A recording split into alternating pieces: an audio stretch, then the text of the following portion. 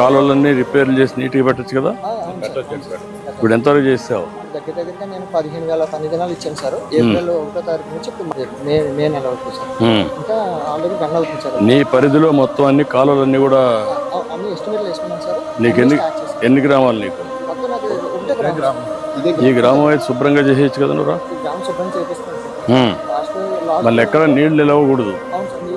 కాలువలో నీళ్లు కరెక్ట్గా పోవాలి, చివరి భూములకు రావాలి నీ పరిధిలో. శుభ్రం చేపిస్తాను. ఇప్పుడు ఇక్కడ ఈ కొబ్బరి తోటల్లో ఏమేం చేస్తారు? ఈ కొబ్బరి చెట్లలో నీళ్లు నిలవడానికి. అది కాకుండా ఇప్పుడు ఇంటర్ కల్టివేషన్ ఏం లేదు దాంట్లో. మంచిగా సాల్ట్ వాటర్లు వేరే పంటలు రావా? సార్ కొబ్బరి చెట్లే కాస్తాయి, వేరే కొన్ని పంటలు వస్తాయి కానీ కొద్దిగా లైట్ గా ఎంతో రాదండి. 20 అడుగులు పెడితే మంచినీరు వస్తుంది, చిన్న తక్కువ వస్తుంది. అదే 100 అడుగులు వెళ్ళిపోతే ఇప్పుడు నీరు వస్తుంది. అప్పుడు పోతే వస్తుంది. పైనంతా కూడా వరి వస్తుంది, వరి పంట వస్తుంది. వరి పంట బాగా. మీ గ్రామంలో కోకో వేయలేదా?